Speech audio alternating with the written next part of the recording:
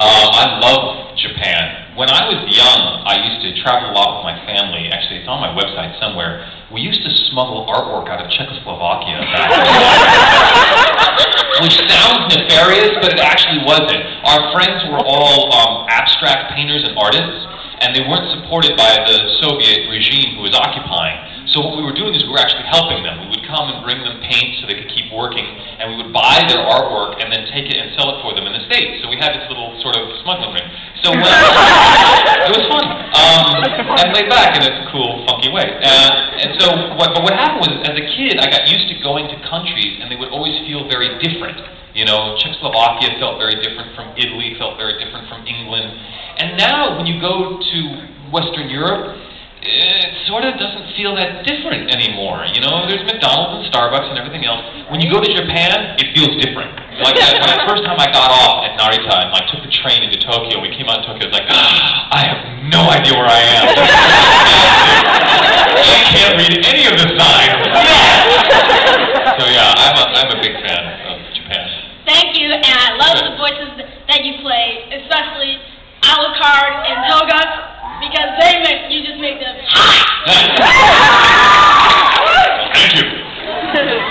Yes, I also have two questions. Yes, indeed. All the voice actors say if you want to go voice acting, you mostly do theater background or do voiceovers for free stuff.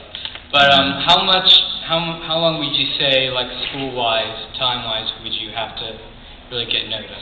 Everyone has a different journey. The reason why a lot of voice actors say theater is the best way to go is because, in my experience, like 80% of the people that I meet who are voice actors have had theater experience and training. Not all of them. Some of them started in radio, and they just got very comfortable on the mic doing radio. I have a ridiculous amount of training. I went to school for theater, and I'm completely overtrained, frankly. And I have a master's in acting from Columbia. It's ridiculous. But somebody like Steve Blum, who's pretty damn good, doesn't really have any training, formal training. But what he does have is he was there on the job. He was actually working behind the scenes. And so he was seeing how things were done. So while he didn't go to school, he got on-the-job training because he was there watching how it worked, and he figured it out as he went along. So everyone has a different journey because everyone's a different type of actor. So I can't tell you, after 4 years of acting training, you'll be ready to go.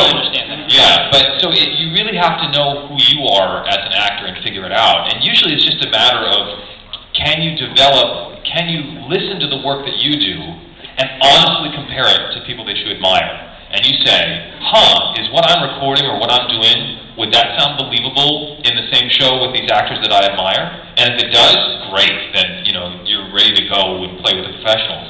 But if you can hear a discrepancy and say, no, it doesn't sound quite the same. I mean, musicians say that all the time, right? They're like, wow, I can't get my guitar to sound like Radiohead. How do they do that, And so that's the same type of thing. So there's no hard and fast rule, but you just have to be you have to be honest about evaluating yourself as an actor and figuring out what you need to work on to get better.